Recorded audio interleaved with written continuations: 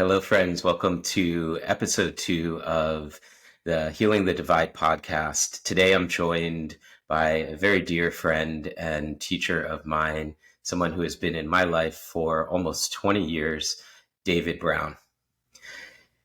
I'll share a short introduction to welcome David to the podcast, just to give our listeners a little bit of a background. During the 1980s, following a deep awakening during encounter group therapy, David spent a total of 9 months in India with Swami Chinmayananda. He was the founder, Swami Chinmayananda, that is, was the founder of the Chinmaya mission worldwide. David traveled all over India with Swamiji and received his teachings of a philosophy we're going to be diving deep into today called Vedanta. He had an opportunity to study with him firsthand, and subsequent to that experience, David continued the studies of Vedanta for many, many years with various teachers in the USA. He's led study groups in a particular branch of Vedanta called Advaita, which we'll also be diving into today as we get to explore the question, what is non-duality? For over 20 years, David has been leading these groups and really finding a connecting thread of truth amongst different expressions of spirituality, another topic I want to dive into today. David spent several years living in Toronto, studying with Tibetan Buddhist monks, and more recently, he was able to spend time with his incredible partner, Lynn, living in Southern California for 3 years, studying A Course in Miracles with Ken Wapnick. David, it is an absolute pleasure to have you with me today. I'll also share with our listeners that don't know me personally, for the last 14 or 15 years now, I've been leading yoga and meditation teacher trainings, and David has been a perennial year after year guest and faculty member of these trainings, sharing not just the philosophy as we might find it from a text, but the presence of the teaching itself embodied within him. And that's why I've asked him to join me here today. And I'm excited for the mystery that will unravel itself today. So welcome aboard, David. Thank you for being here, my friend. And I'm excited to dive in. I want to give you an opportunity to say hello and share whatever might be on your heart. Namaste. Thank you so much. I've totally enjoyed being with you for all these years, and I just can't say enough about Kula Yoga, a truly authentic vehicle for the teaching, which I have so greatly benefited from, and I'm looking forward to spending some time with you today. Thank you so much. I am equally looking forward to it. So let's dive in. So much to get to. I think the first thing that shows up for me, David, is after spending decades immersed in spiritual study of ancient texts, and really by default living at this time in this culture, if you could zoom out across all the millennia of yoga and really Indian spirituality's vast history, and seeing all the different cultures and contexts and even conflicts that have been present on our planet across that duration of time, is there one kernel of truth, one central issue, or maybe core central concern that defines what we might call the human condition, that would remain true across all of these contexts of generation and culture?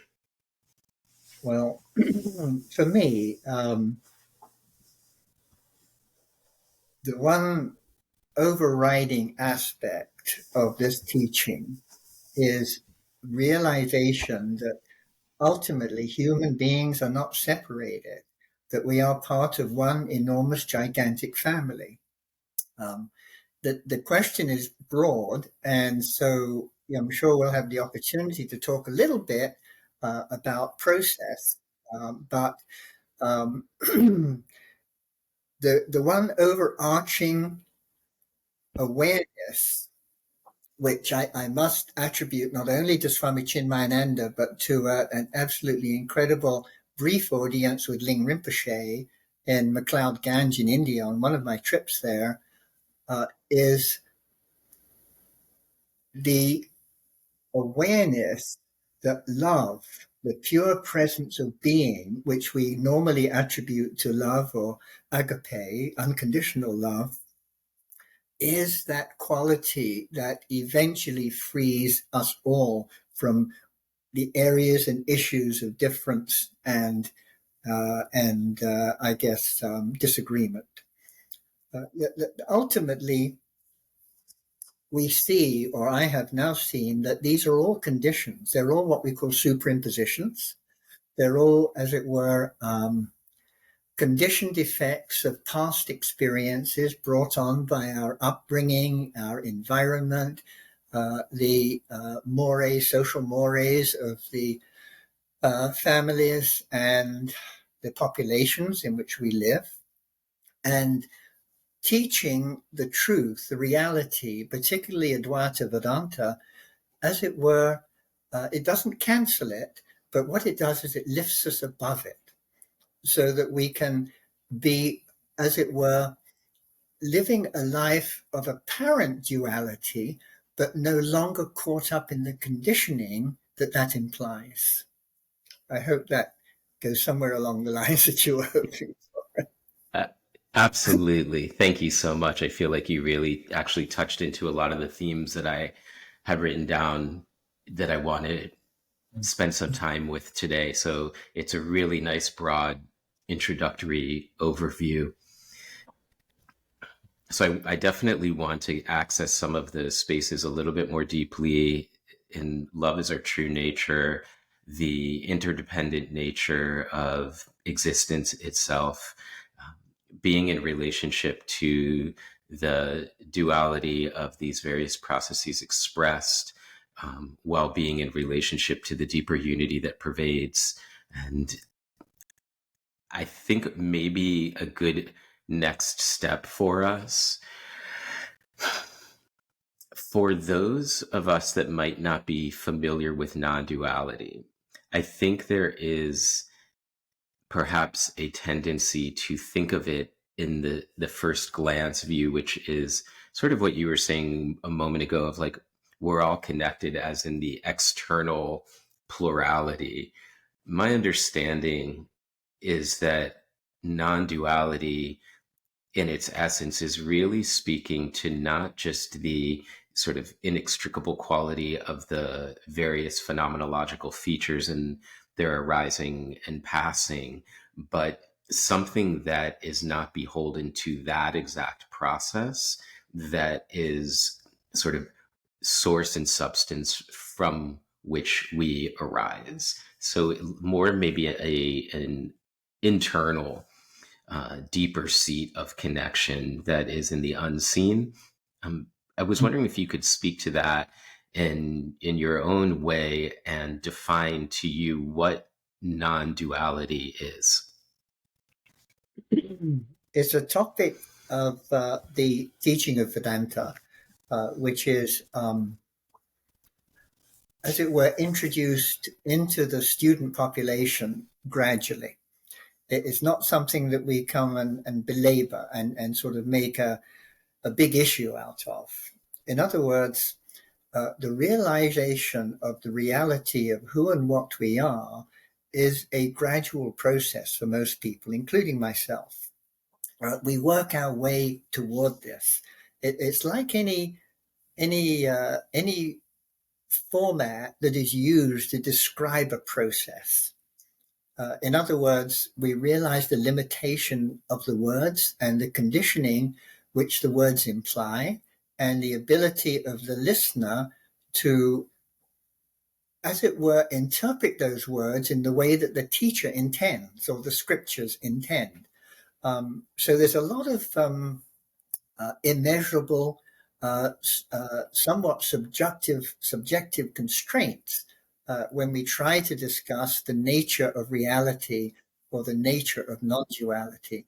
But to put it simply, my understanding and my expression and experience of it is there's no separation in truth, in reality, in principle, between any of us human beings. All 8.5 billion of us who live on this planet Earth all came into this experience of life the same way. We all have parents which we honor and love and learn from. We live our lives in ways that are meaningful to us in whatever context that implies. And eventually we have to, as it were, be comfortable with, if possible, the final overriding factor that we're finite at the level of the body, mind, and intellect, at the level of the physical appearance. It's temporary. And if we look back over prehistory, we can see several billion years of evolution which back all of this up. And so in order to, as it were, set the scene and begin the exploration of what non-duality is, we have to take a bigger context than just the individual self. The individual I, or what we call ego, is nothing more than that pure presence that we currently bring to our experience of what we call life, in quotes, or the experience of living.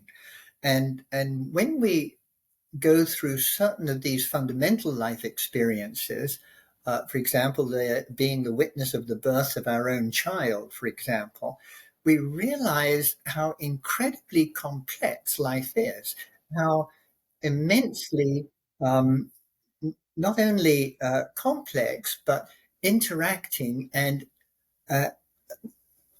just simply the process of living itself, how connected we have to be. The air we breathe, the water we drink, the food we eat is all recycled in one sense, that there's nothing in matter and energy which is added to the universe. It all goes through the process of, in effect, reincarnation at the physical level. So then we have to ask the question, well, given that all of this exists and we have this understanding of the finiteness and almost vulnerability of individual life, what is the presence that supports that? What is that underlying connective energy or awareness which enables this incredible presence to begin? When we look at our computer image, we don't see pixels, we don't see computer programs, we don't see energy waves from our internet connection via wireless. We see just simply the picture we're looking at. Yet behind the scenes, the computer engineer has put it all together. So now what I can really truly understand is that ultimately, not saying that there is a creator as such, but simply that pure presence which enables this all to happen is actually what I am. If we subtract everything that is apparent and objective and identifiable to my 5 sense organs, then I have to say, where did this all come from? Is it permanent? Is it unchanging? Is it absolute? We can't really define that because the teachers and the teachings say it goes beyond the human intellect and beyond words. Nama Rupa, name and form, is the experience of the human condition. But underlying that is this pure presence which enables a supporting structure for all of this incredible panoply of evolution and life to exist. So however each one of us wants to internalize that awareness, and this is where the teacher really doesn't tell people or should not tell people what to think or what to believe, but to open the doors of perception, to enable the student to be, as it were, comfortable with impossibility and presence, and sort of look beyond the narrow confines of our understanding, our complex mental conditioning, and so forth, and see the bigger picture, which is there's only a totality which enables this all to come into appearance. I hope that Mm. introduces us just a little bit. Absolutely. I wanted to pick up on it with this quote from Alan Watts in Mm-hmm. a book I'm reading called The Oh, yeah. Book. Look. He says, it is essential to understand this point thoroughly, that the thing in itself, whether an animal, a vegetable, mineral, is not only unknowable, it does not exist. This is important not only for sanity and peace of mind, but also for the most practical reasons of economics, politics, and technology. Our practical projects have run into confusion again and again through failure to see that individual people, nations, animals, insects, and plants do not exist in or by themselves. This is not to say only that things exist in relation to one another, but that what we call things are no more than glimpses of a unified process. Certainly, this process has distinct features which catch our attention, but we must remember that distinction is not separation.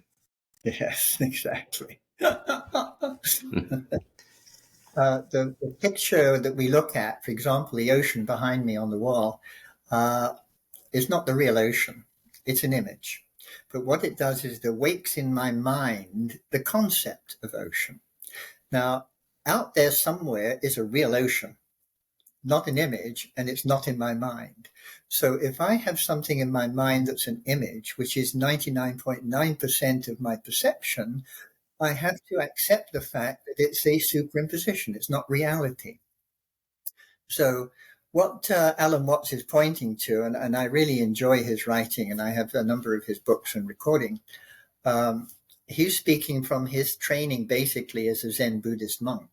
And in that case, we're kind of looking at this non-duality up close. He's kind of saying that there's nothing out there that is separate from either you or from each other. That in effect, cosmology is nothing more than the study of particles in action, in movement.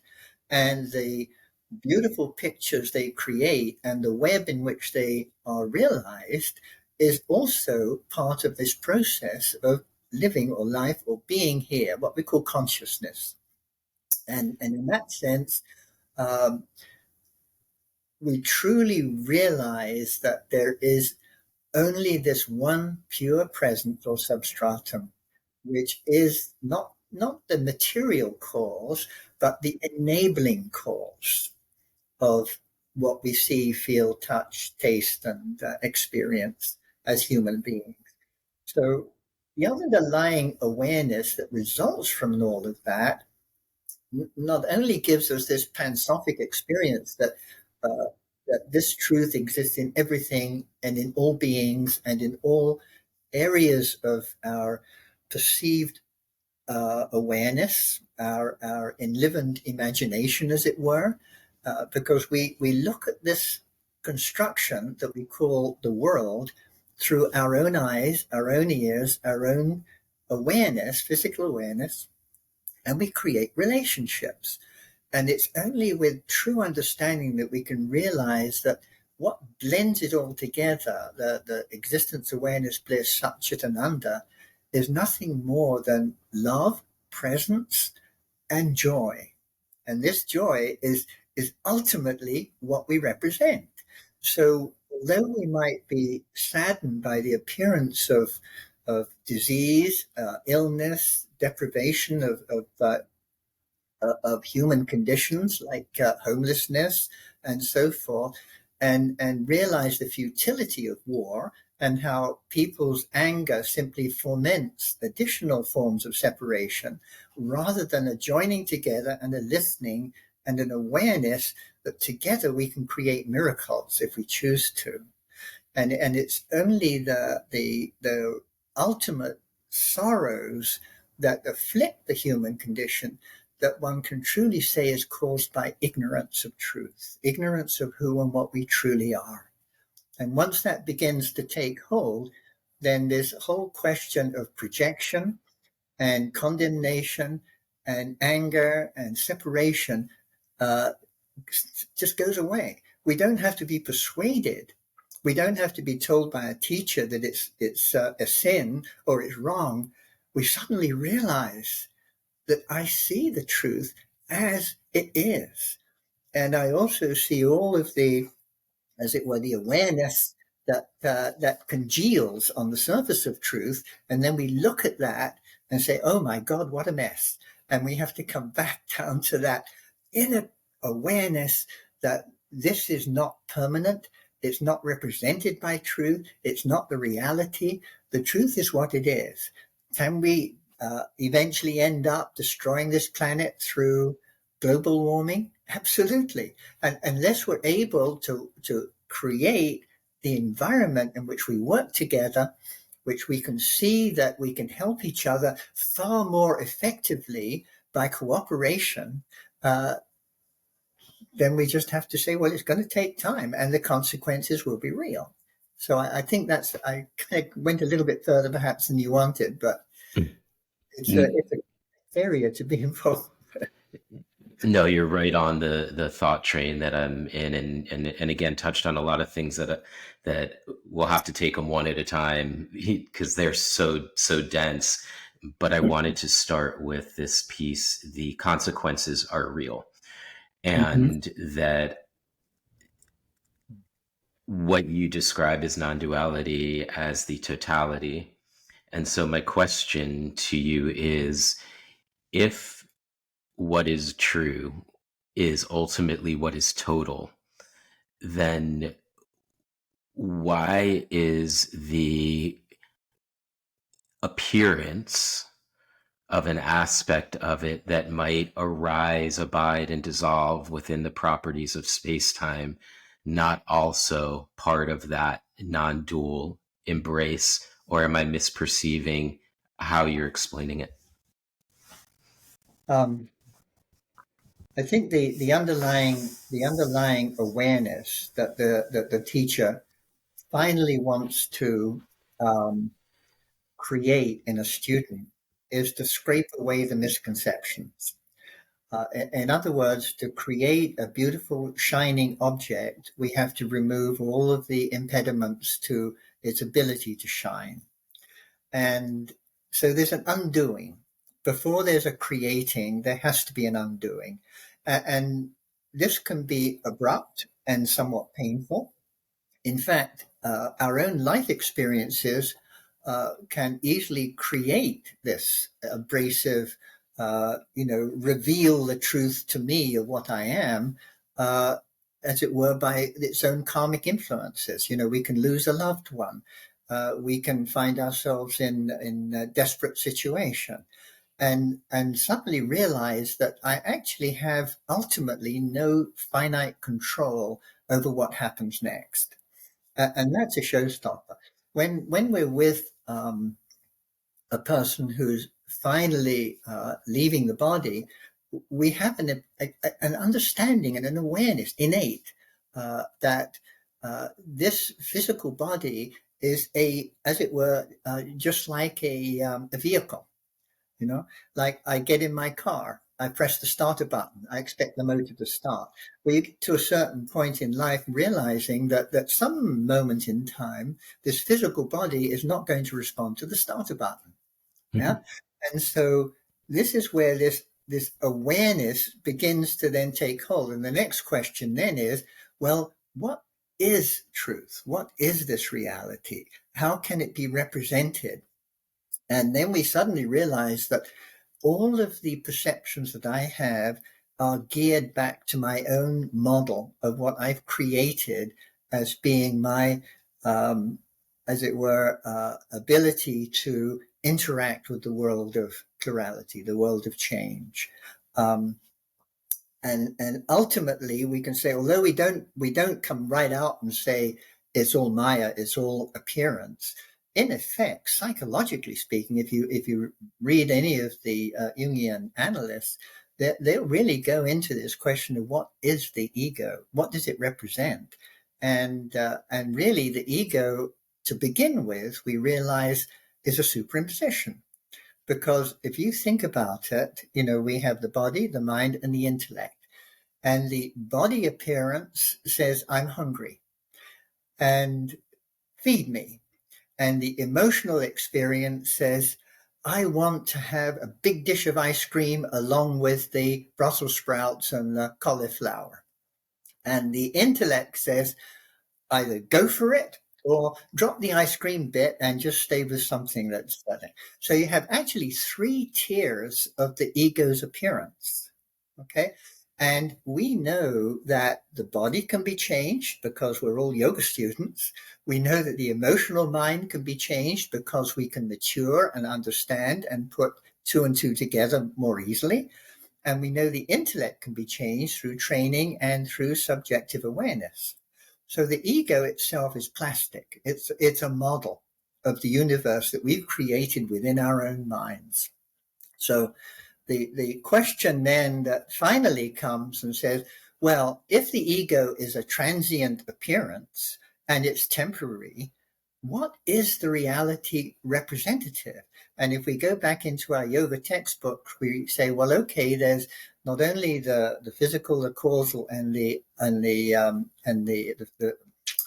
physical, the mental, and the causal aspects, but this causal aspect contains all of our likes and our dislikes, our vasanas. And then behind that again is this appearance of Om, or the presence, the truth that is. And that's where the intellect shouldn't try to figure out what that Om or appearance is. It comes subjectively. It manifests, as I said, as being the overarching understanding that conflict is a mistake and that loving kindness or compassion in Buddhist terms is a way of living in this world as a human being. And that's really what brings the understanding of the Satchitananda from the presence of love, the existence or consciousness or awareness which supports that, and the joyful presence that it emanates from us when we finally have that realization. Thank you so much. I wanted to share this piece from one of the pieces of the Viveka Chudamani that I think connects. And it says,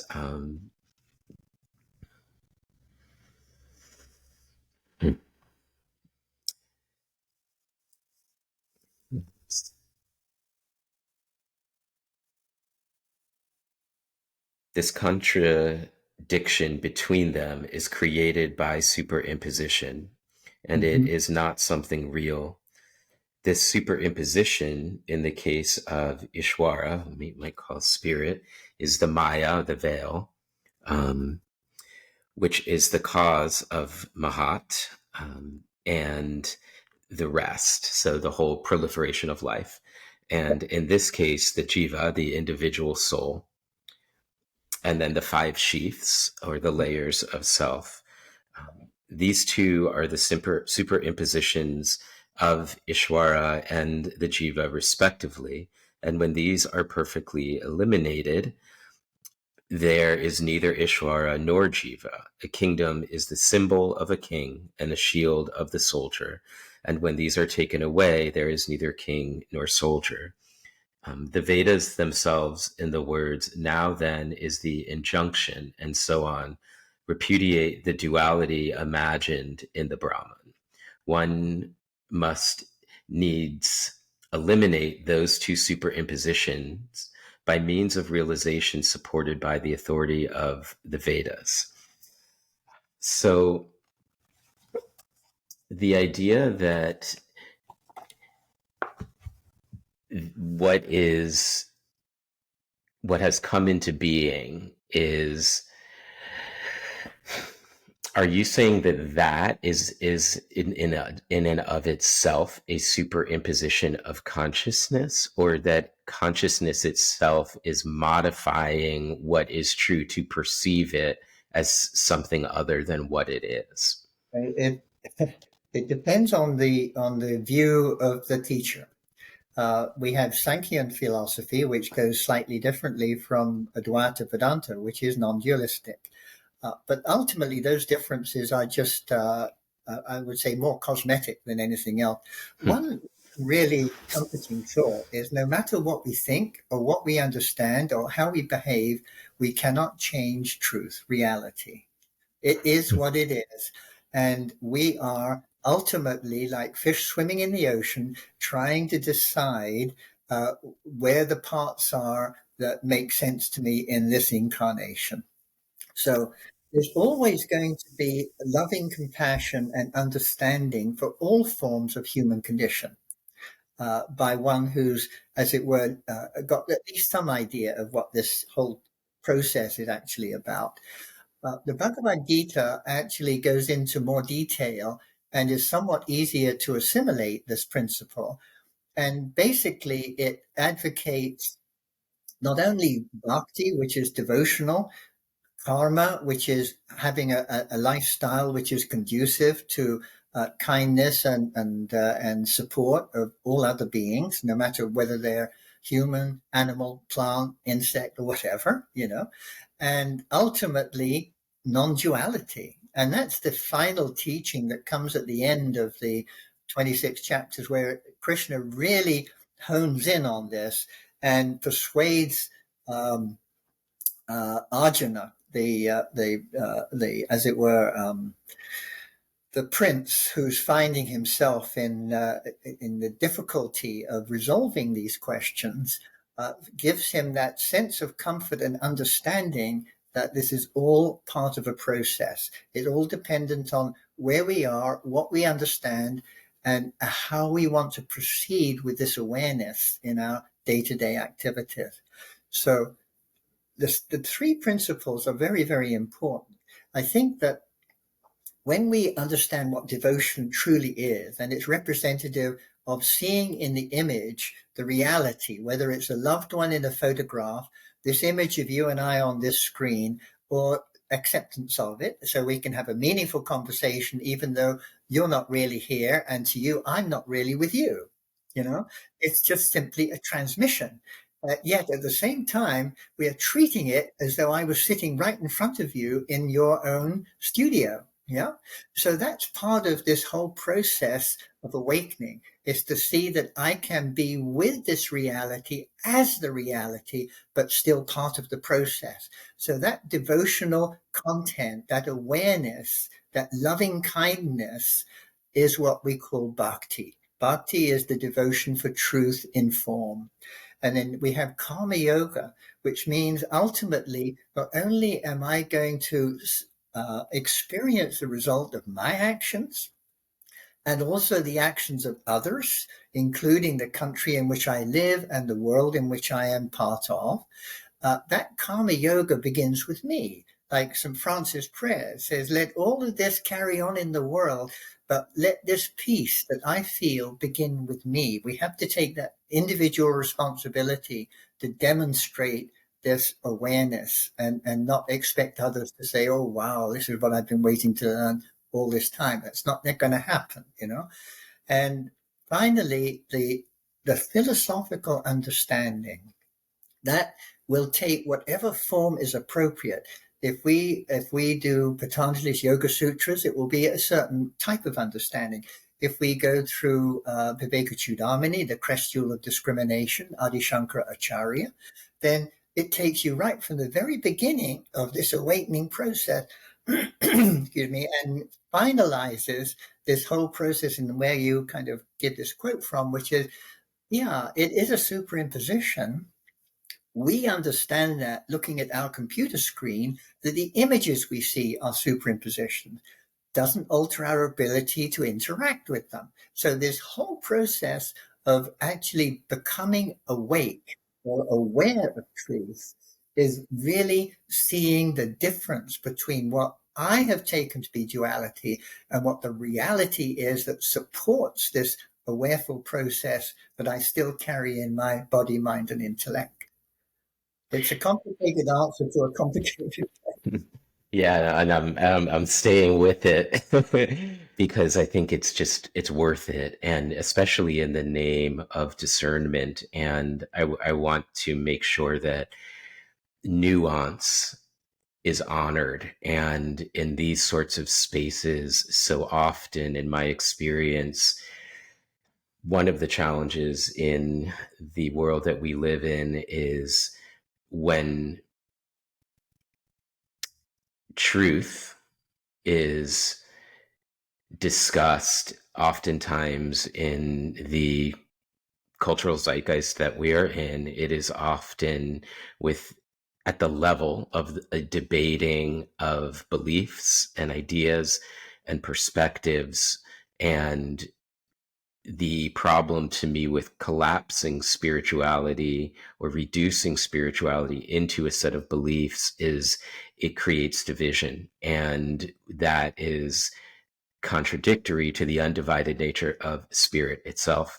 And in an attempt to bring healing, oftentimes conversations between two spiritual teachers will sometimes avoid the discernment of where there might be disagreement for fear of bringing that divisiveness into the space, as a result not ever getting to truth. And the aim of this podcast, not only this particular episode, but in general, is to have really nuanced conversations that honor the deeper recognition of who and what we are in relation to who and what we are experiencing in the being of life. So I want to take this idea and bring it into some different contexts.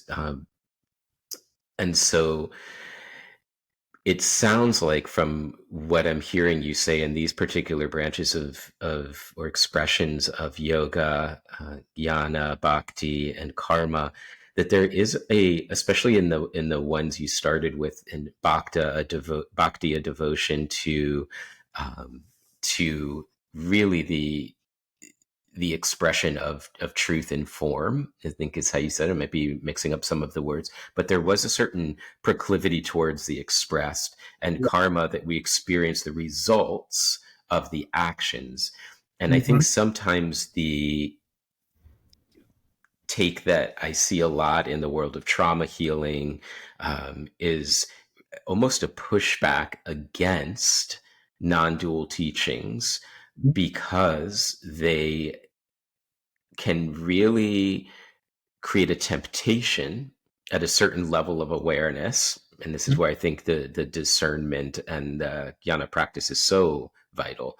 But they can create the temptation for spiritual bypass. Why does all of this matter if it's not real anyway?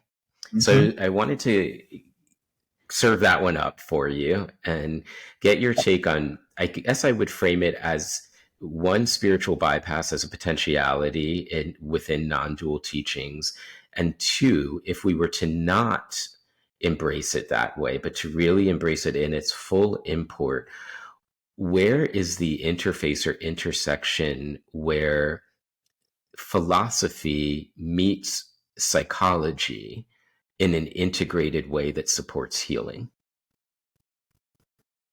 Uh, Really, the teacher, my teachers, who are Advaita Vedanta teachers, uh, speaking from the teaching of the Upanishads, the Bhagavad Gita, and those other teachings by masters in the past, um, have to choose their awareness of the truth and their presentation of that awareness carefully.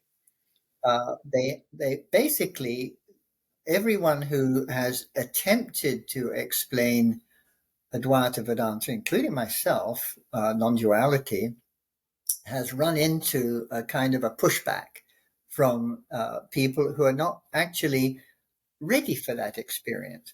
And there's nothing wrong with that. This whole process of awakening, whatever one wants to call it, is really, with the exception of very few instances, a gradual process, and we do need to make reference to these basic underlying concepts with being mindful of where people are who are listening. And I've been in Madras, India. One of my significant experience with Chinmayananda was this a breakthrough occurring in the middle of his discussion on an Upanishad. In the night sky was brilliant, and the people around me, there's about 5,000 people in a huge auditorium, and he was speaking about the nature of reality in words that he used were very poetic and inspirational. They weren't dogmatic. They weren't, it's this or that. They didn't talk about what we perceive as being unreal. He simply pointed to and indicated the nature of reality or truth. And I just was very blessed at that moment in time and got it. The effect of that is not necessarily permanent because we have a body, mind, intellect which is geared to the past. We actually bring the past so much into the present all of the time. In fact, if we were able to really go back in time, we realize that that little baby comes into this world totally associated with their body. They want to be fed. They want to be kept warm and dry and loved and held. And then eventually, within a space of several months, that baby develops emotions and starts to say, well, I'm not happy. I'm going to yell my head off until mum comes and picks me up and gives me whatever I need or she thinks I need. And then when they get a bit older than that, the intellect kicks in and says, well, I want a new bike for Christmas. And if my brother gets a new bike, which he did last year, I should get a new bike this year. So this is how the ego actually begins to be created. Depending on how, what should I say, how strong this ego identification is, the more resistant we become to the concept of non-duality. So basically, the principle is we have to understand how the misconception arises, what we are actually doing in our own perception, which is preventing this awakening, and can we, through either grace, most teachers would say is grace, because we don't choose this particularly. In effect, what really happens is we have to let go enough and allow truth to choose us. We have to open to possibility. And as we kind of get a little bit closer to this understanding, then the hold of the ego and the resistance to this awakening process gradually dies away. And actually, it really doesn't matter whether there's a difference between partial non-duality or Sankhara type philosophies or total Advaita Vedanta, whether we want to say that the world of name and form actually is a superimposition and doesn't exist in reality, which some teachers might come out and say. But actually, words don't do anything. They create pictures in our mind. And according to how we accept those pictures, so we understand what's being said. Even that's not enough, because we have to go beyond just simply the understanding. We have to actually absorb and become the true meaning which is wrapped up in those words and those teachings, whatever that may be. And then ultimately, even that identification disappears. And there's just those present moments where the silence and the presence and the totality of all it is becomes the irreducible reality, or whatever we want to call it. It doesn't matter what you call it. It really doesn't make any difference. It's really hard to share. But basically, in the traditional teaching of Vedanta, Shravanam, Mananam, and Nididhyasana, those are the three stages. Mananam, to listen to the teacher. Shravana, to, as it were, absorb and begin to really not just understand, but to actually absorb these teachings into one's BMI process, body, mind, intellect, the three levels of ego. And then finally, Nididhyasana is to let go of any identification meditation in that sense is not thinking about something, it's being that subject awareness. And that may only last for a few minutes, even though they teachers might say, well, you've got to meditate for at least half an hour. Yeah, but after 15 minutes, I'm thinking about my coffee and my croissant and so on and so forth. We have to have that loving kindness toward ourselves first. And when we gradually accept that what I am and what I express is compassion and love for myself, radiating to all beings, then gradually this whole concept not only becomes clear, but it ceases to be an identifiable principle. In other words, truth. If truth is what we say it is in the scriptures, it's all embracing. It doesn't choose preferences. It has no preferences. What I like to say to some students is truth or reality does not take prisoners. We don't have to subjugate our awareness to truth. We simply have to let go of identification and attachment and allow truth to come to us. And then this whole question of whether the universe is real or not is an interesting intellectual exercise. But if we haven't got it, it doesn't make sense. If we have got it, it still doesn't make sense. Yeah, or it's not necessary at the very least. Yeah. Yeah, it's funny when I look at my list of questions, the next thing that I had written down was to talk about the idea of enlightenment, and that the down the road, out there, one day outcome of this really idealized ego self, like creating an idea in the name of overcoming the idea so that we can be what we already are, Yeah. right? Instead of just being present right here Right. in this moment. And it seems to me that if there's an illusory nature at play, it is that I might find myself creating the idea of the one that is on the spiritual path. And that if I do enough meditation, if I clear enough conditioning, then one day I'll get quote unquote there, only to realize that the one who was doing that was never the one that I really was. And maybe there's an aspect that needs space time, needs name and form to move through that gradual process that you described. But underneath it all is a revelatory quality that is not reducible to belief, but is actually expressed as presence of love itself. Exactly. Exactly. I totally agree with that, and really, this whole concept. I'm not too fond of the word enlightenment. Me neither. Yeah, that's why I brought it up. Yeah, And, it's loaded. yeah, Mhm. and also, as you quite correctly say, it has identification with time and space, and we know enough about quantum physics these days to say that time and space are themselves plastic. They're not absolute. It depends on the one who's witnessing the time and space and their identification with it as to what it is. Like, we're realizing now there are far more bodies in the universe than we ever imagined.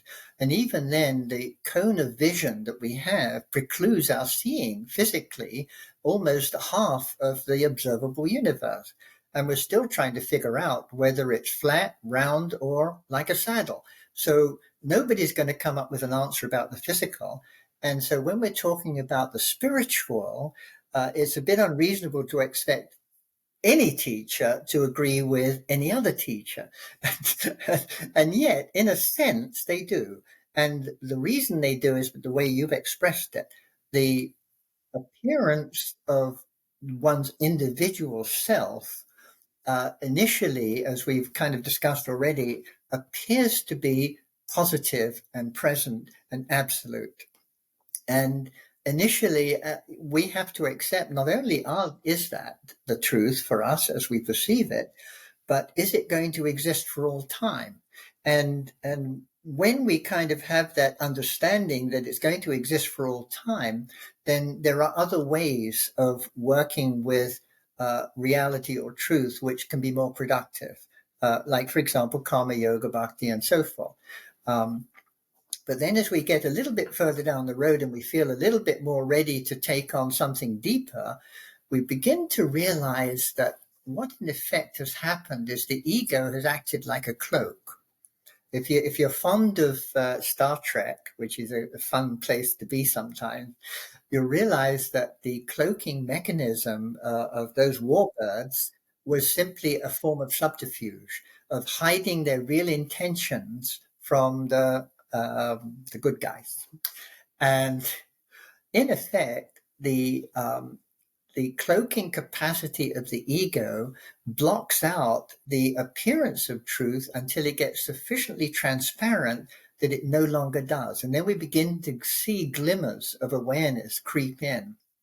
And in effect, this can take a long time because, after all, whilst we have a physical body, and all teachers that I'm aware of have physical bodies just like us, they also have to choose their meals, live in hopefully clean and quiet surroundings, be available in locations where they can meet their students and spend meaningful time with them. So that's all part of the process of the body, mind, and intellect. It all works in concert. So ultimately, we travel this journey from total misidentification to a gradual place of awakening awareness that truth itself manifests subtly and in different ways for different people.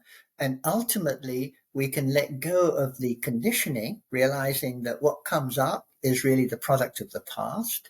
And it's not real anymore for me. It's not my actual experience anymore. And the effect of that will gradually disappear if I don't pay a whole lot of attention to it. I can, as it were, dilute the effect of past conditioning by appearing to be totally present. The appearance of presence is nothing more than showing up and being in front of your teacher or your teaching, or on the mat, as you so often like to put it, and actually present oneself, as being this authentic capacity to observe and to learn and to become and to be ultimately, not identified with either the ego in quotes, because it really just depends on what's in the conditioned mind as to what we call it. Really a non-entity, but that's the only thing, is saying, well, we do need the tool set. It's just that instead of going to the truck outside and bringing in the wrench and the hammer and the big old screwdriver, we're going to choose subtler and subtler tools to enable this awareness to finally take place, to allow the cloak to get so thin that it would never drop off, in my opinion anyway, until the body drops off. But it becomes so thin and so clear, it becomes diaphanous. And I can put it on and take it off whenever I feel like it. It's no longer something that conditions or controls who I am, what I think, and how I feel. All of those things have, as it were, reached a point of transparency. And really all I can say is that absolute essence of truth is simply presented by one who has accepted the truth for their reality as unconditional love, as being present as needed, to be aware that all of life is nothing more than an appearance.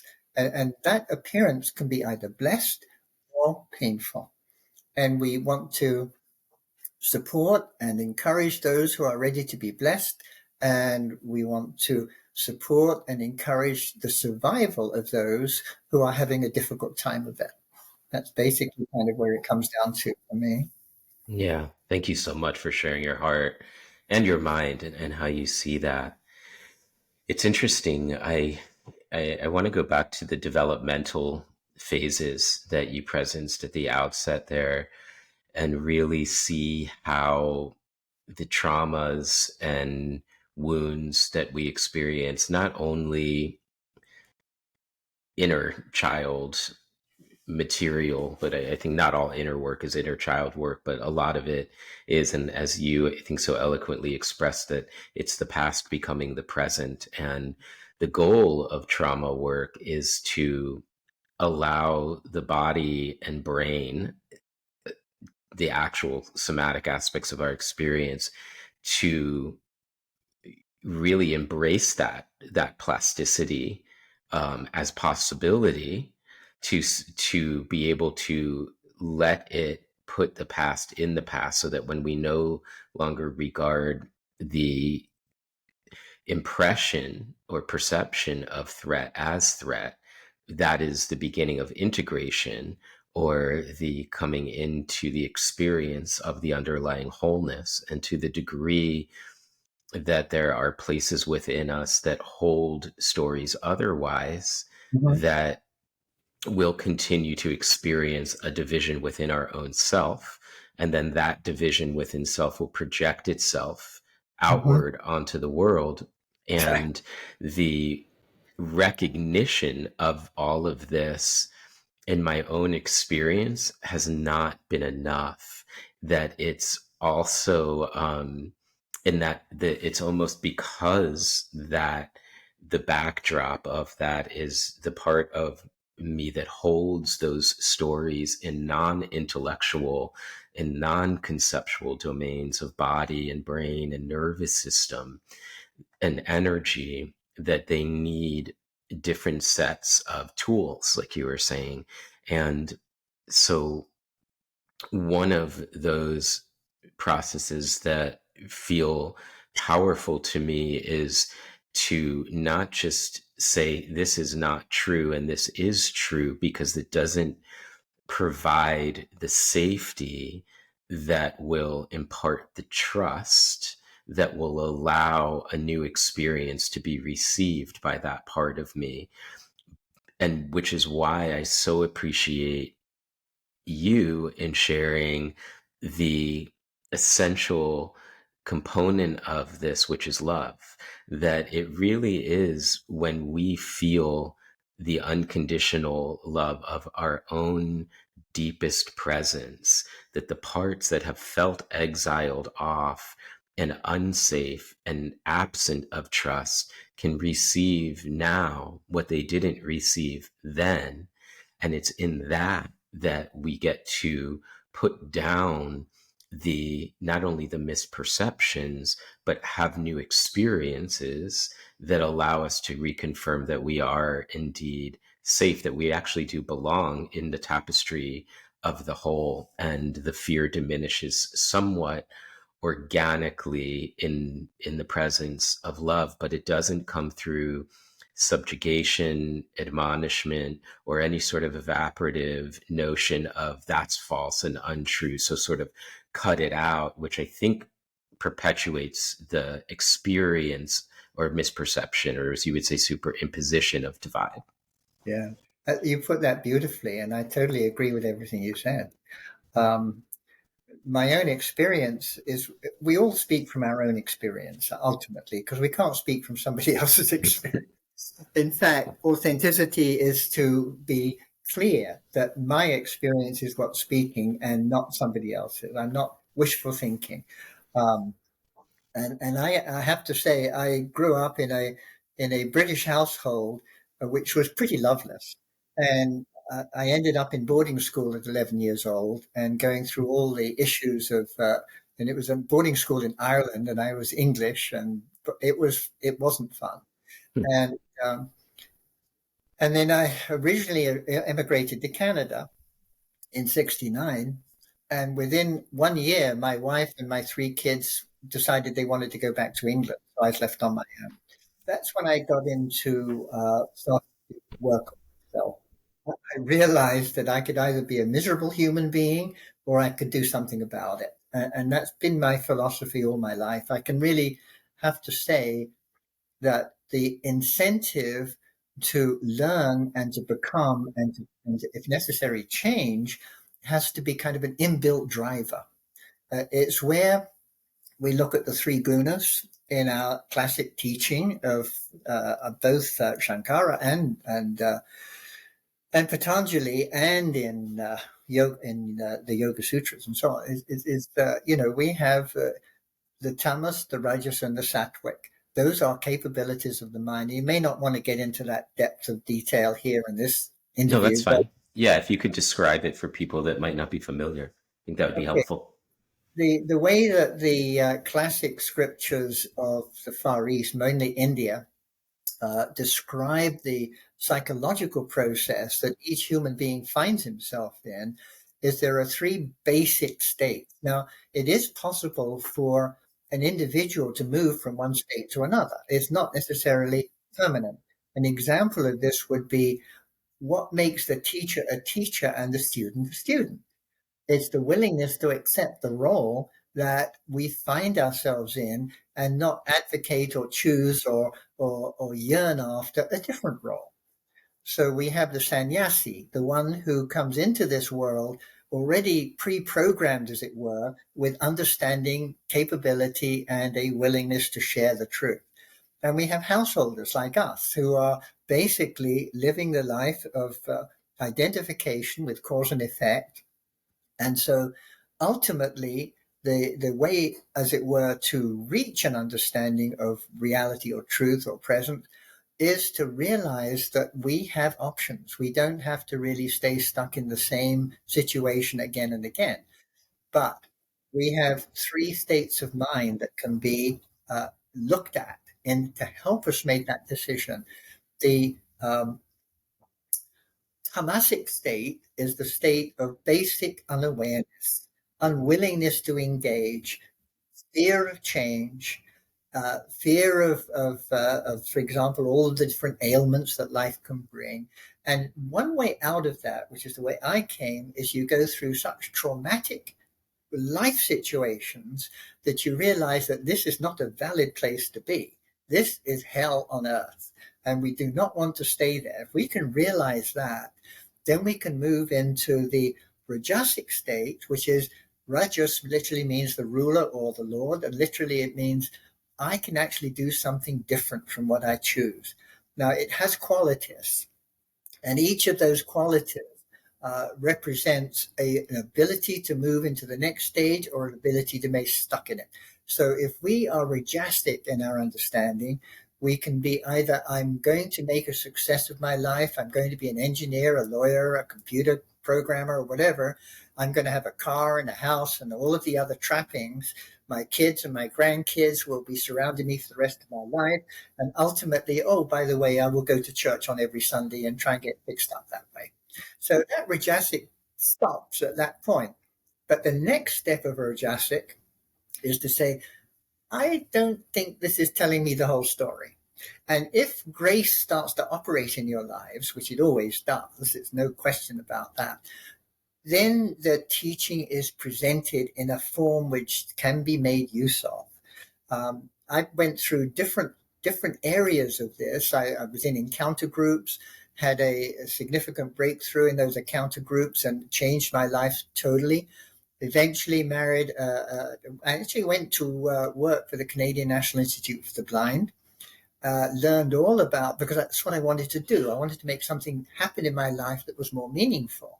So I switched from computer science with an accounting firm to go and work for starting up the computer system and doing all of the work at the CNIB in Canada, in Toronto. I met a young woman there who'd lost her eyesight at about 22. She went to rehab, learned to program with the University of Manitoba, got a job at the CNIB programming our first computer. And we just hit it off like a house on fire.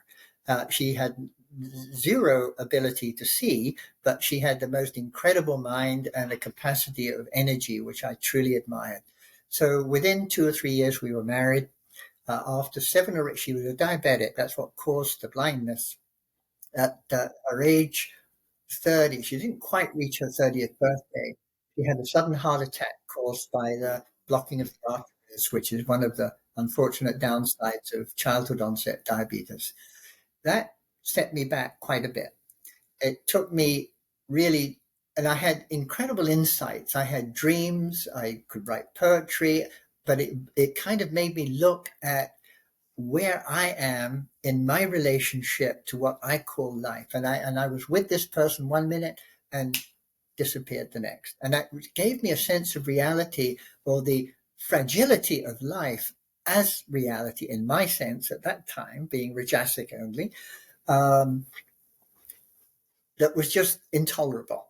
So after about 18 months of trying to go from one support group to another, I, in the end, came to yoga, which is why I've always felt so strongly that Kula Yoga is a wonderful place for people to learn, to heal, and to, as it were, experience their potential. And my yoga teacher, Margaret Luverink, I will never forget her. She was a little older than I. She was a great yoga teacher. I was able to talk to her a little bit. And for some unspoken reason, she sensed what I needed. And she told me that in a few weeks' time, a small group from Toronto will be going to listen to Swami Chinmayananda in Chicago. And would I like to go along? And I said, well, who's Swami Chinmayananda? She handed me a little book. It was the 19 Talks on the Bhagavad Gita by Swami Dayananda. This is a synopsis, a brief synthesis of the primary teaching of the Bhagavad Gita. And it hit me like a ton of bricks. I thought, wow, wow, wow, wow, as I read each section. And I said, yes, I will go with you.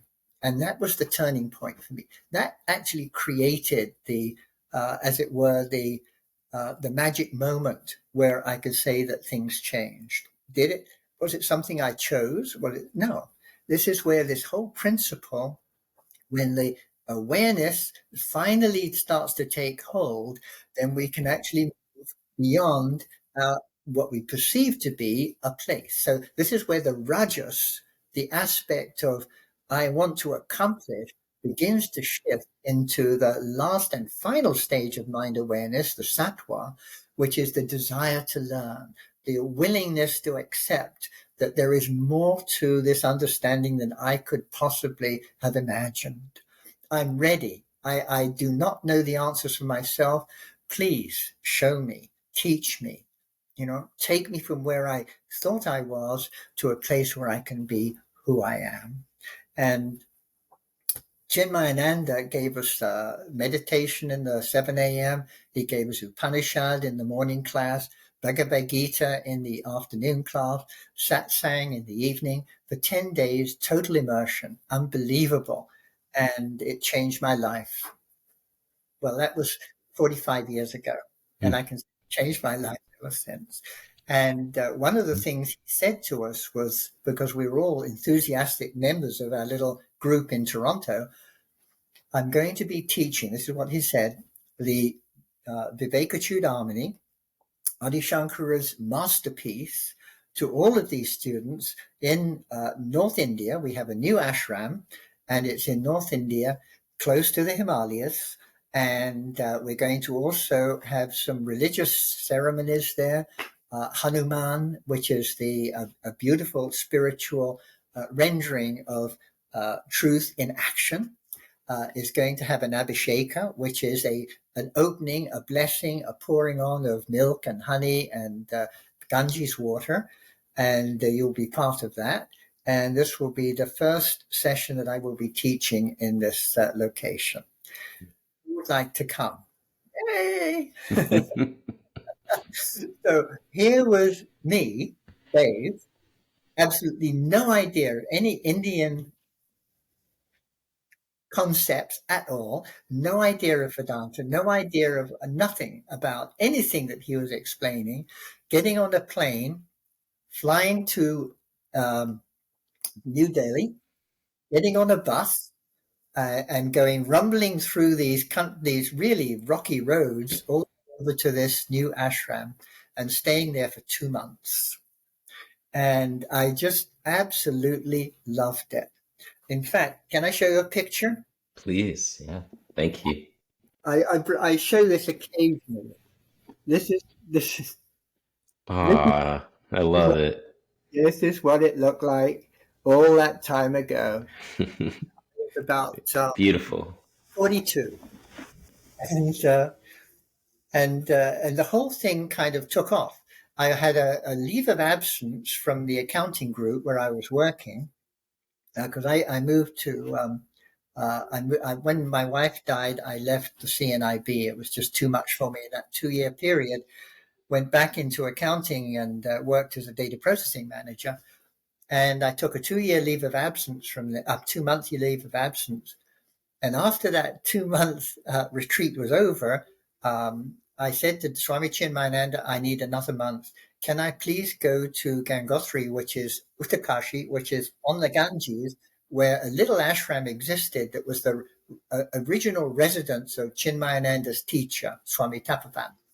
So he said yes. And he says, why do you want to go? And I said, I need to sit down quietly to meditate and to reread this teaching which you gave us. And it's this this book is quite sizable because of the commentary that Chinmayananda has in it.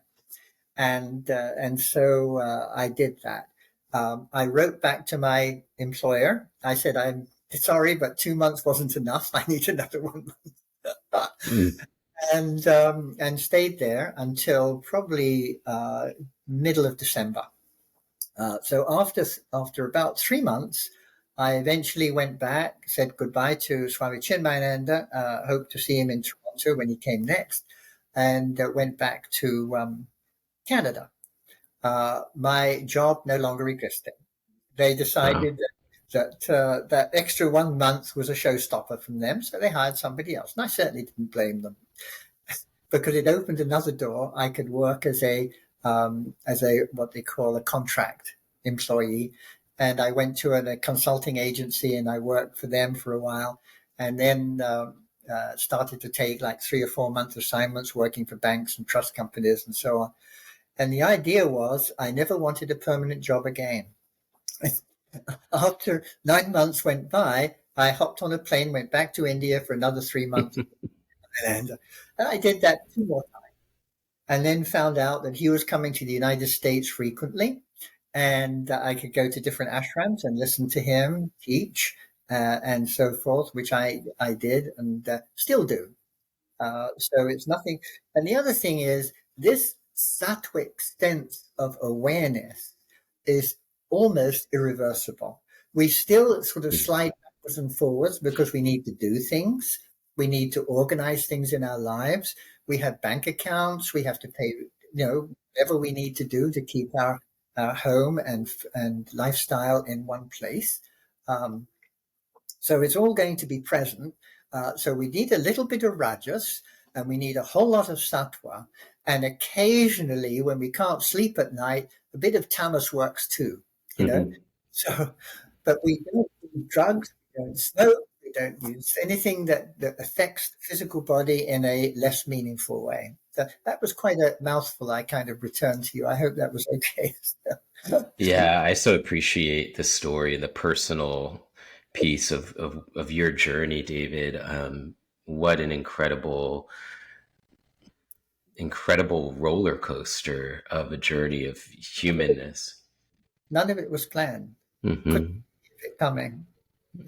I'm so grateful, for those choices that you made and the grace that was granted. You have personally touched my life in such a meaningful way, and I am so grateful. And the ripple effect of that outward is it's hard to put into words. It's part of why I wanted to do this with you today. I want to document this, this relationship, these teachings, these insights, your journey. We'll have, this video will live, as you like to say, as it were, up on the YouTube forever and ever. So, may your great grandchildren still be able to see you and these, incredible insights because of the choices and journey that you've been on and the impact that it has made in this community. I know people will be listening to this from all over the world, but here where we are in the United States in South Florida, and I'm very excited as we embark upon our first ever 300-hour teacher training, which is for people that are already steeped in their teaching to go deeper, that we will be studying this particular text with commentary by Swami Chinmayananda, your teacher, and having you continue his lineage to our community. I have goosebumps just thinking about it, and I'm so grateful from my heart for you, and so thank you, yes, for all of that. And to go back into the current of the Dharma, it's interesting. I at one level can see how an excess of tamas can create a sense of like everything is happening to me, and we get stuck in the inertia. And then excess of rajas can be that like mentality of everything is coming from me. And as we enter into sattva, it's that everything is happening through me. And yet we are always in the dance of all of them. And I appreciate that piece at the end that doesn't sort of just take the negative context or connotation on each of them, because there's a time for rest and grounding that tamas gives to the foods that we eat, to the naps that we take. But can that be too much? Of course. And there can be a sense of like rajas is the medicine for tamas, that when we're in that stuck space, that movement and that energy can be so helpful to mobilize. And there can even be an excess of sattva, where I see a lot where people are sort of floating up in the luminous, and they could use a little more of the other things. And so there is such a play of, I think, always being present to these qualities or properties of our nature. So that said, it really, I think it speaks to, to go back to where we started the conversation, as we zoom out and see all these properties at play, and where the sort of center of gravity of consciousness is in through the lens of these gunas, you can see that there's a lot of sort of just going through the motions. There's like a big tamas component on our planet. Raja seems to really have the throne at the moment, and then I don't know if you see this or agree with this. Again, just speaking from my own experience, but a lot of the people that especially are at those initial stages of moving into sattva guna, or moving into this more illumined understanding and experience of self, have a resistance towards, in particular, what I want to say is power. And that power has often been associated with the ego. So it gets tossed out with it, and by default leaves a power vacuum that is filled by the power hungry, rather than the truly powerful, who I would say are those who are in those illumined spaces. So to the degree that you may or may not have the same analysis of the situation, what might you offer to those who have done the deep inner work, or doing the deep inner work, have been at it for a while? We can see at the tamasic level, the indoctrination and inculcation of societal conditioning on the masses. We can see the manipulation of power, the oppression, and the injustice that happens in those that are willing to engage, but from an ego-based identification. How, for those that have enough rajas to act, and enough tamas to ground, and enough sattva to see, how would you speak to their participation in the material reality in ways consequential, and particularly within the context that I was speaking to? So if somebody sees the conflicts that are happening around the world, the crises that are occurring around the world, how to become participatory while still maintaining a sense of truth to their process and practice of peace? I think it depends a lot on the skill set of the individual. Some people are truly imbued with a capacity to work with others and to make changes in groups. I recognize that in you also, and the willingness to, as it were, create truth, as it were, in bite-sized portions, Hmm. so that it doesn't frighten people from doing what they need to do. Um, the process of making change in the world, uh, first of all, has to take place from within oneself. When one is ready, then whatever karmic consequences are available to us, whatever skill sets we may have, whatever calling we feel drawn to, then we will find the energy and the courage to do that. And there's some people who can do it. And it's kind of, we each find our own place in it as well. I mean, I've not been called to be a government employee, but I have been called to share what I've learned. Do I choose how to do that? Absolutely not. It just comes, and I just choose whatever I need to choose. I could be walking along the street and greet a person who's obviously an immigrant with loving kindness and awareness. I can ignore the issues of a person, for example, a pharmacist in our local pharmacy store is a Black American. Do I see that? No, I see it simply as a recognition, but I'm with him in exactly the same way as though there were no differences between us whatsoever, because there aren't. And to see these changes, as it were, automatically presented in one's own psyche, is incredible. And where we can share that, then we should do so. So uh, this whole question of what can we do is really left to the individual's response to opportunity. And we should not leave a stone unturned to make a difference. We're not, as it were, saying because there's the principle of non-duality and superimposition that we can ignore what's going on in the world. That's throwing the baby out with the bathwater. No, absolutely not. We do what we can. We recycle. We don't contribute to the mess that others may have to clean up. We are responsible citizens, and we work in ways that we feel led to and given the opportunity to be present with.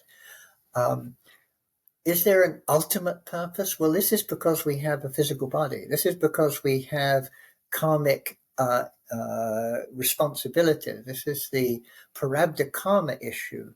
And once we can understand that this parabdha karma will continue to function until the body drops and then it disappears. Even the teacher chooses to be a teacher. Chinmayananda was called out of his amazing experience with his teacher in the Himalayas, who was quite reclusive, who did not tour the world like Chinmayananda did. Swami Tapavan, lived in a very quiet environment with probably 30 or 40 students with him at the most. Others, Vivekananda, Chinmayananda, and other great teachers have toured the world and created a body of knowledge which is available if we feel led to identify with it. So my take on it is, ultimately, it may not be enough. It may not enable this beautiful planet to survive what we're currently doing to it in one way or another. However, if we look back on it, the planet itself also has a sort of a karmic content. And every karmic content ultimately is looking at preservation, is not looking at demise. The whole point of karma is that it's not going to be burn the boats, we're not going back type of thing. There'll always be this presence which acts to rebalance an out of balance situation in whatever way that needs to be done. do we really know? Well, there's a lot of people today who are willing to stand up and be counted, whether it's to argue against the injustices of our own internal situation here in the United States, particularly regarding immigrants or issues with race. Um, it People are standing up against war and violence in all of its forms as being unnecessary, ignorant, and conducive to continuance. Historians say, well, it's been happening for thousands of years. Mm-hmm. You go back over human history and see it all over again. So this is a repetitive process. The only thing that's really changed that may affect the ultimate outcome is global warming. So whatever we can do with our vote, our voice, our feet, our actions to help prevent that would be highly appropriate. And those are all apparent. Doesn't matter whether one is an avatar. Krishna came to bring an understanding of truth to Arjuna.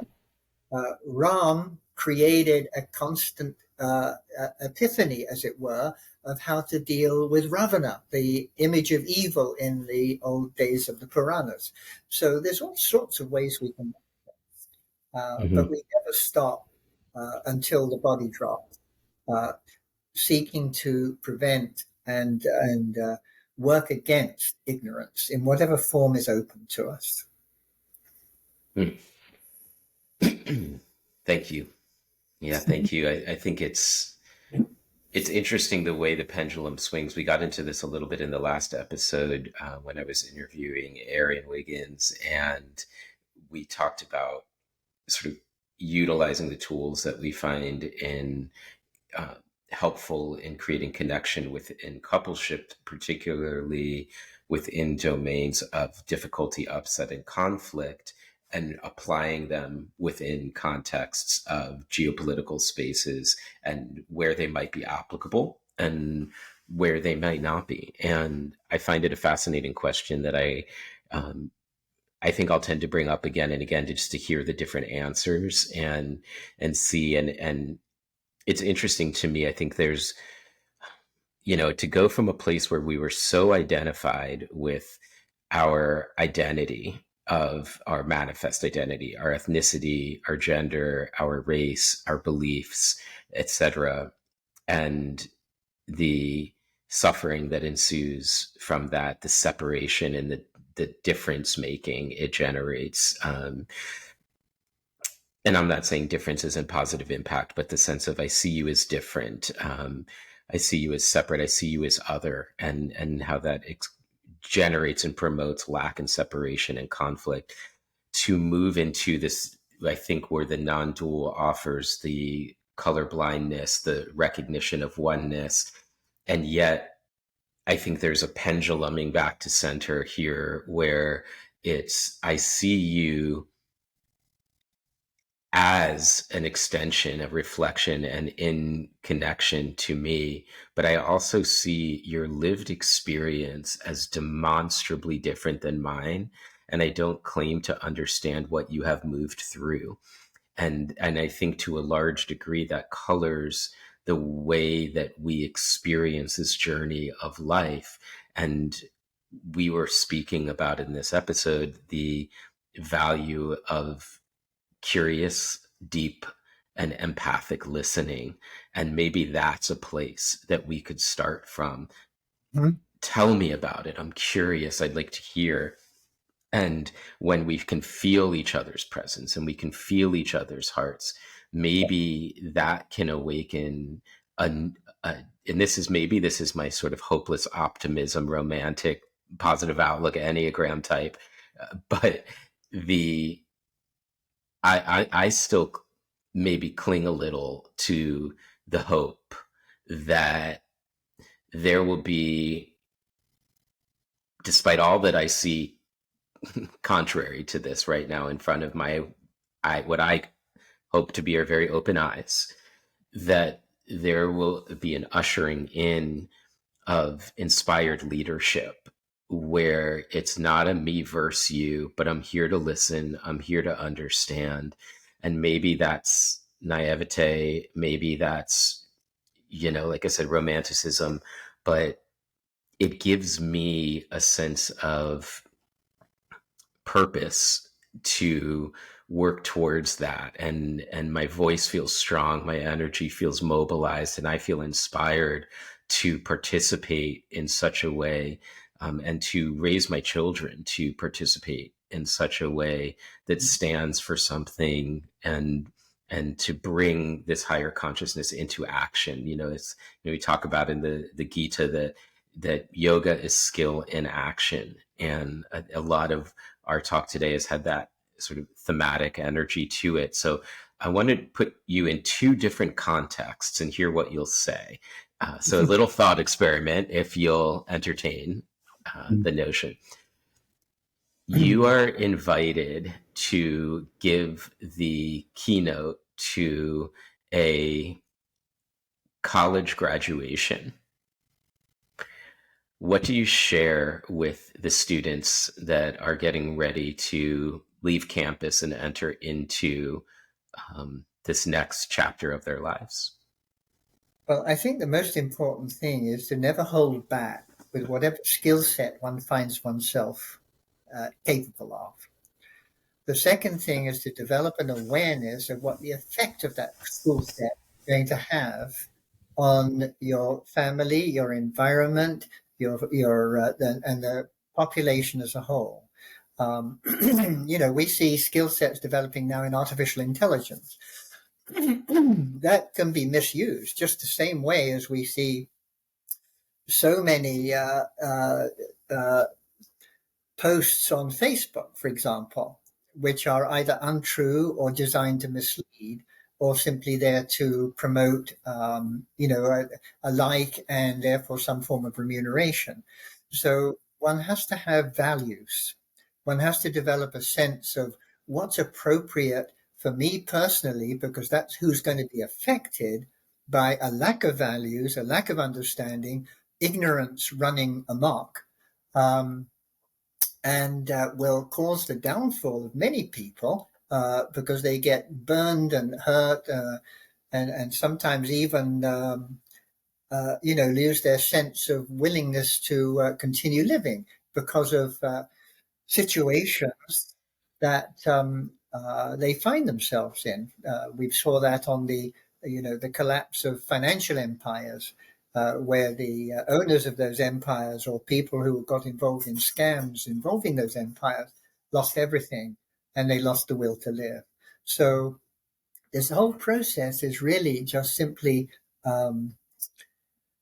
being aware and awake to possibility and learning the difference between what is appropriate for each one of us to grow with and for the benefit of others as well, as opposed to mindless behaviors that will cause pain and suffering in this world. So that would be kind of I wouldn't try and indoctrinate them with morals, but I would try to express that concept in ways that they would be interested in pursuing, because the lack of morals will lead to mishaps, downfall, disappointment, sorrow, agony, and pain, ultimately. And I love that you really preface the entire piece with the need for discernment and bold action, that in accordance with one's own nature or skill set.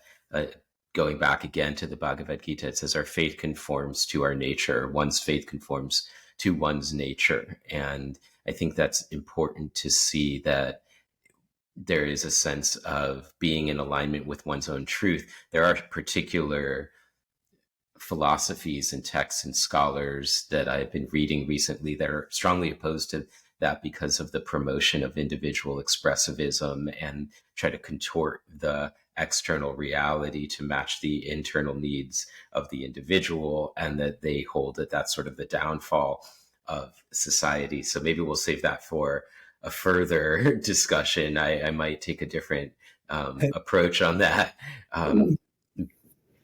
But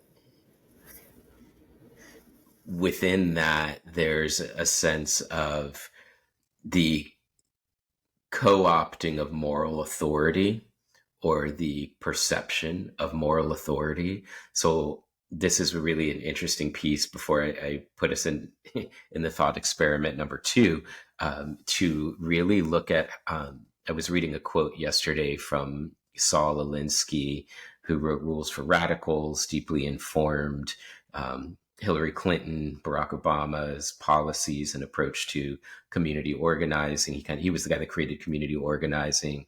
Hillary did her senior thesis on him. Interestingly, during Bill's term as president, she asked that her thesis was sealed. But one of the things that he said, and I'm not going to get this verbatim, but it's essentially the idea of accuse the opposition of what you're doing to confuse the voters, so that you can essentially continue to manipulate the narratives. And this to me is kind of at the heart of what's happening. So when I will have conversations that are political in nature with people that might land in a different perspective, there seems to be a shared sense of I'm operating from what I perceive as moral clarity. And that is really beautiful to me, actually. It creates an opportunity to recontextualize the disagreement beyond the perception of the story, to say, well, where you're sourcing your perspective from is what you believe to be morally just. And this is the information you're taking in that supports or refutes that analysis. And then that gives space for me to say, I see it the same way, or I hold it differently because I see this, this, and this. And then we can expand the amount of information that we're consuming. And maybe that is a needle mover, maybe it's not. There's a lot of, I think, identity and that infiltrates politics. I share that to say that sometimes what we call discernment, if it's not deep enough, we may think that we're in the practice of discernment, only to find that we're being manipulated. And I believe what you shared earlier, those algorithmic silos on social media can definitely keep the echo chambers reverberating. And so we have to get outside of them. And that really creates a need for consumption of independent media. And trying to find that in this day and age is it takes some rajas. It takes some effort to get out of the tamas of turning on the TV and thinking that you're going to get discernment instead of propaganda. I think it also requires a sense of the sattva of understanding that when someone presents a completely different perspective than your belief or orientation to the world, that we can stand not just again in belief, but in the presence of truth and see them as brother, see them as sister, and find a connection that sits beneath what maybe would feel fractured otherwise. So yeah, I think it can be a challenge to come into it and have a clear compass at a time when there's so much manipulation present. The one comment I would make is part of the skill that we gain from studying these teachings that you and I share is the ability to listen to other people, to dialogue with other people without projecting one's internal view onto the conversation. In other words, having the ability to see another's point of view and to understand it and to perhaps compromise one's own standpoint to enable that other person some room to move. You know, if we were able to listen to the painful situation that some people find themselves in, we might be more adept at finding solutions that would work rather than trying to build literally walls of obscuration, which are designed to prevent what would be a natural desire for people to find themselves safe, warm, educated, and willing to participate in society. Mm. That's where yoga has a lot to offer in that respect. I know. Yeah, it's interesting. And I don't know if you were speaking about immigration policy, Uh, or but there's a whole bunch of other things that are going on at the moment, which are significant, I suppose one could say. so let me put you in another context. I'm tempted because of what you shared to move to immigration, but and no pun intended. But I think I want to go to what's happening in the Middle East. Mm-hmm. So, in this thought experiment, you are invited to mediate a peace resolution between Israel and Palestine. What's your approach? It would be to listen to the concerns of both sides, to find out what are the situations that have caused this confrontation to take place. Some of them are fairly obvious. Even today, we can look at the news and comments about cause and effect.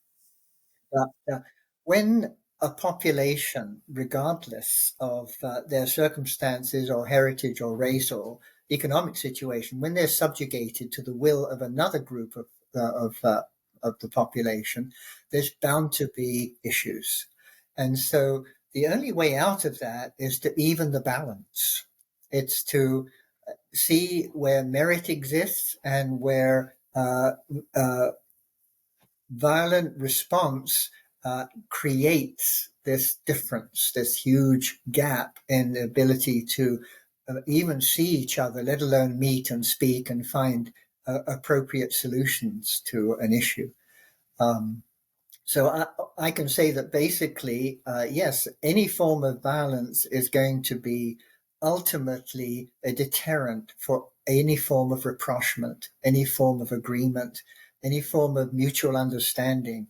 So that has to be number one. That has to stop. And then we go forward from that neutral standpoint where the fighting stops, that the issues then can be put on the table and hammered out, and what was needed to be done perhaps 50 years ago could be put in place today. Perhaps not all at once, but step by step by step. Because what's the alternative? Not only destruction of one side, but the possible destruction of the other. Because we could see other nations in the Middle East start to take a more serious role in this whole process. We could light the fire for a third world war if we're not very careful, because we have two major protagonists sitting on the sidelines, chomping at the bit to try and make this change happen. They want to see, the Western nations fail because they think that's the way for them to succeed. We have to show them, no, the way to succeed is for all peoples to work together for mutually appropriate goals and objectives. Is that sanity likely to exist? I would need a very big crystal ball to say yes. Yeah, one can only hope. I've sat a lot with this particular conflict and over many years, and it's interesting. There's the thought that uh, I've heard people say, if if both sides put down their guns, which is what I'm hearing you say, the Israeli side, and I don't want to say, I don't like this sort of like homogenous putting everybody into one group, because there's a lot of variation within a country. Right. But the sense that there would then, if Israel put down their weapons, there would be no more Israel. If Palestine put down their weapons, there would be peace.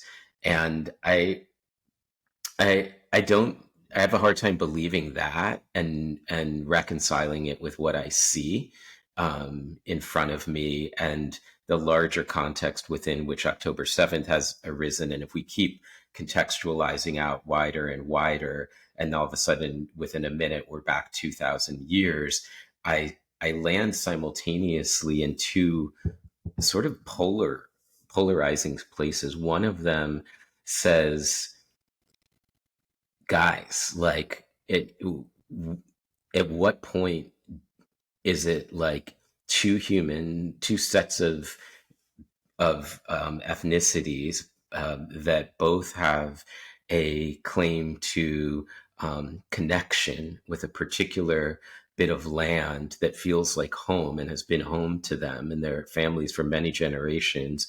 I and you and I can have any sort of disagreement. We're not going to kill each other over it. We're going to find a way to work through it, and without that. So sort of like this, like who has the right to it thing, which kind of feels, then takes me to the very deeply microscopic and personal, which is, it's already too late for some people. Like if I lost my child yesterday or this morning, it's not we'll get through it and we'll get there. Like, stories written, it for that human and for my family, like damage done, and the grief is, it feels almost insurmountable. And so it's just so heartbreaking. Like, it's so deeply heartbreaking to see that humans do that to one another because of how they collapse identity into a particular ethnicity, or feel that they're chosen by God, or that the land is theirs to possess, or all of these ideas. When, if we, the last piece I'll share is the other argument that I also hear is, if from either side of this, is, if we were to put down our weapons, like, we can't do that. It's in Hamas's charter to destroy Israel, or Hamas will say, Israel is oppressing the Palestinian people, that the other side will somehow harm us. So almost every time you reduce it down to what's your core argument, it's they'll kill us. So if both people said, no, we're not the ones, and you really believe that, then have a ceasefire, give it a period of time.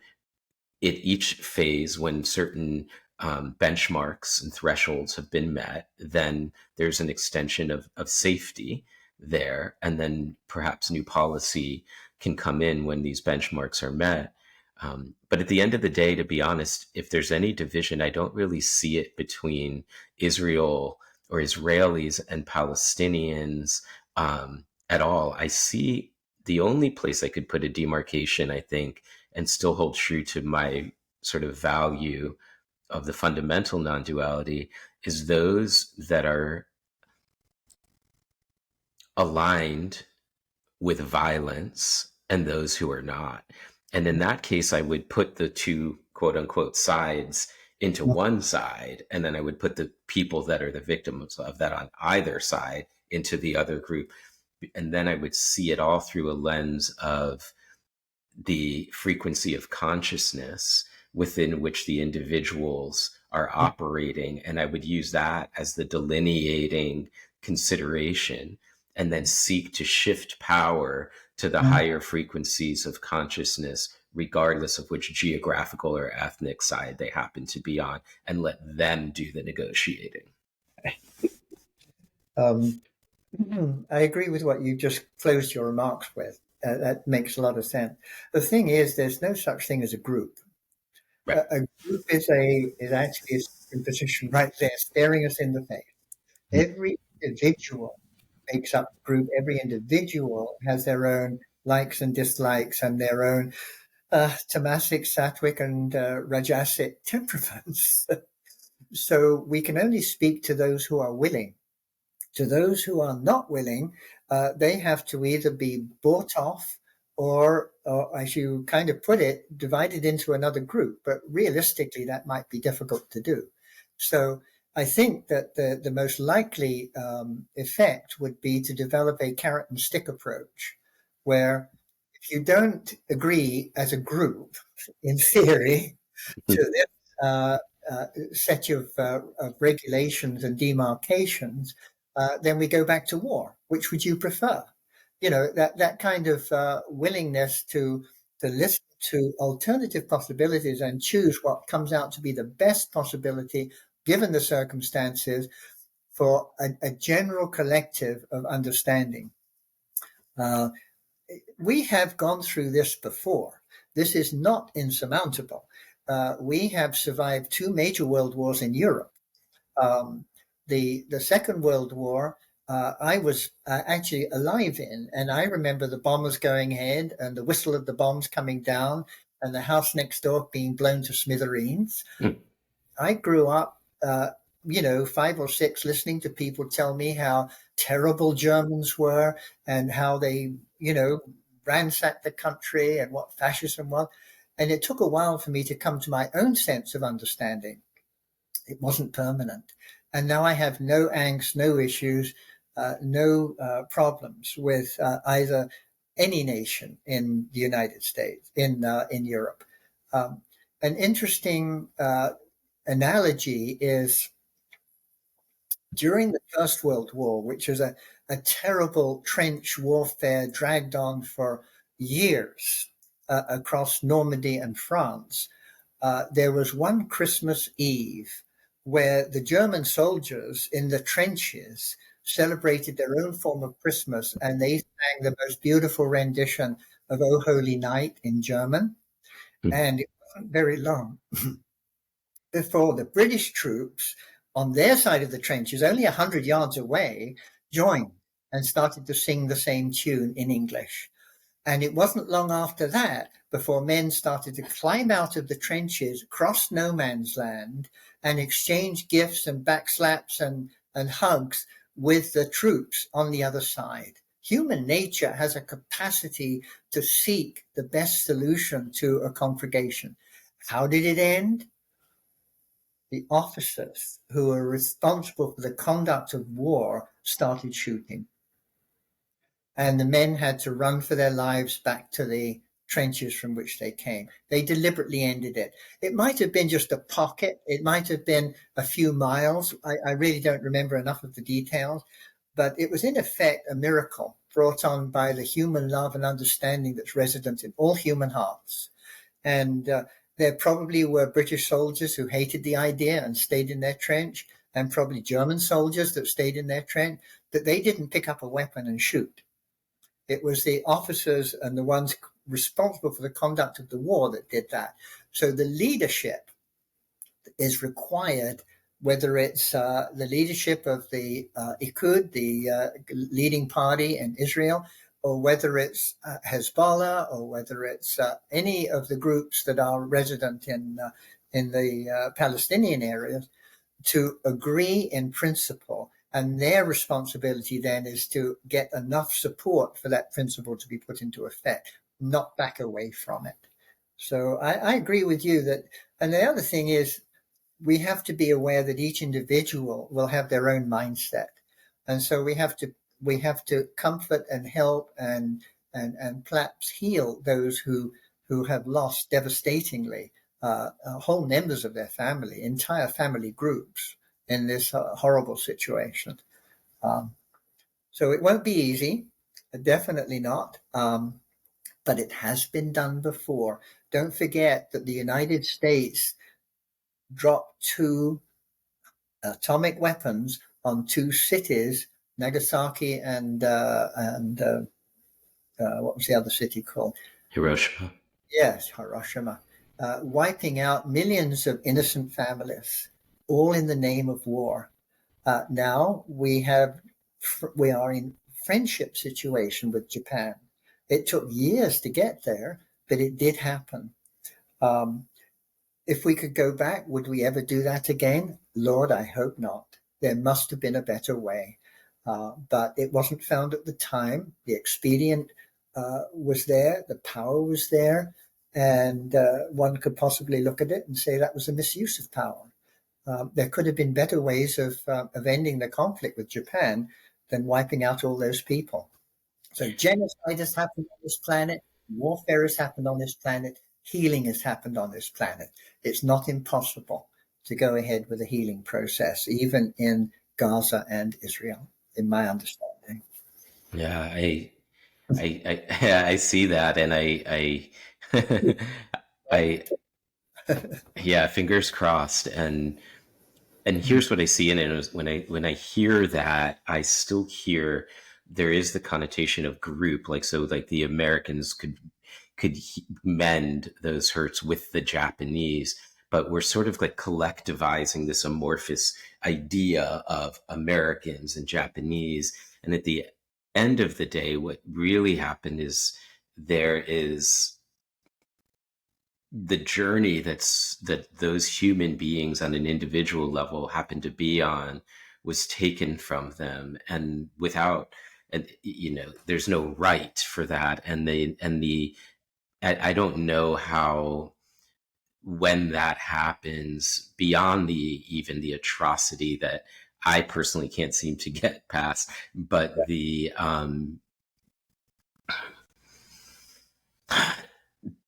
beyond that, the idea that it doesn't foment more hatred and contempt and divisiveness from the people there, that we can't like bomb our way to peace. And I do understand we also can't politely ask people to put their weapons down and all hug each other, as well, as beautiful as that is, because it shows the power inherent within humanity. I really think you're onto something when we talk about leadership, Mhm.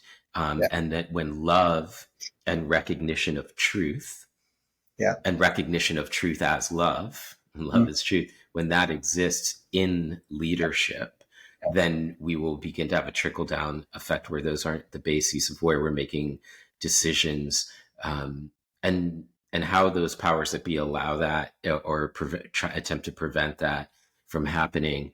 I know that we could keep going, because there's like we're in an election season, and there's maybe some opportunity for that. Maybe there's not.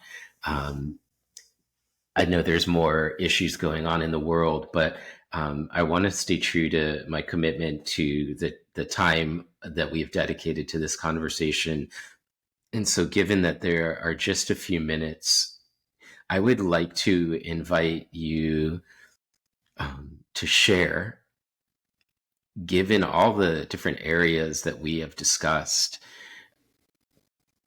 and all that you have seen in your journey. You've shared so much, David, from being a little boy and hearing the whistle of the bomb dropping and the next door neighbor's house blowing. It could easily been your home, to the journey with your first wife, and losing her in the physical sense, and the turning towards your teacher, Swami Chinmayananda, and all the different journeys. And I wanted to ask you to share in the context of the opening stanzas of A Course in Miracles, and how that informs your perspective on what matters most. Uh, I'd have to get the book to do that. My memory Um, is sufficiently awake. yeah. Well, to the degree that mine is accurate, and you can probably correct me once I jostle, Else. um, nothing real can be threatened. Nothing unreal exists. Thank Therein lies the peace of God. you in life. Thank you for that. Yeah. Mhm. Um, well, the thing is, when we talk about the difference between real and unreal, we're actually talking about that which is permanent and that which is impermanent. The time exists on an impermanent basis because our experience shows us that time and our experience of time is flexible. Also, that our lives are finite. That many of the physical issues that we're talking about existing in the world today not only exist in far more places than Ukraine and Israel-Palestine, but also across large swaths of the African continent and issues that still exist in North Korea and so on. So we're not we're not dealing with just one issue of human awakening and consciousness. we can't actually, we don't have a big enough fire hose to deal with all of the issues that are going on. So all we can do is to focus on, I think, not just ourselves, but our own country. And here we kind of see incredible divisiveness and rhetoric and issues that are fomenting difference and anger and disconnected responses to world problems. And I think we have to deal with that first. It's like the collective I. I work with truth and reality and presence on the individual level. If it were humanely possible, I say, yes, let's hire a fairy godmother who wave a magic wand and solve all of these political and ideological issues that we're dealing with in the United States. But we're not setting a good example. In fact, we are feeding the fire in the eyes of some people who would like to do the United States harm. So I think we need to personally focus on the issues at home, so that we have a better chance of solving the issues in other people's countries. And we're seeing that play out in the issue with the problems with Israel. No form of violence is justifiable. So we begin by saying that when we see fake news appearing on the media, we can immediately disown it, fire off, some response which says, no, this isn't true or accurate, disconnect from following that particular news feed, whatever little we can, to provide a saner and more balanced platform of needs and desires and intentions, but especially in our own country. I deeply hope that this conversation is a contribution to that possibility in some way. Just taking the privacy of these thoughts, bringing them out into shared experience and broadcasting them out into people's lives that can hear them, contemplate them, consider them, let them pass through their own filters and lenses. So if you are listening and you've been moved into meaning in some way by this podcast today, please share it with somebody or share a conversation with somebody in a meaningful way. Be bold enough to share your heart. Agreement is not required. In order for us to start moving forward, there's a deeper space of connection that pervades differences at the level of intellect. And if non-duality up close offers us anything, it's the presence of being in relation to being, that we can move forward together in a way that actively works for a more peaceful experience for this planet, for all of us whom are sharing it. So thank you all for listening today. Thank you, David, for your time, your energy, your presence, the work that you've done within yourself and that you share with the world. I love you and I appreciate you so much. Thank you, Scott. I appreciate and love you too, and look forward to seeing you soon. And thank you for doing this. Namaste. Namaste, my friend. Thank you.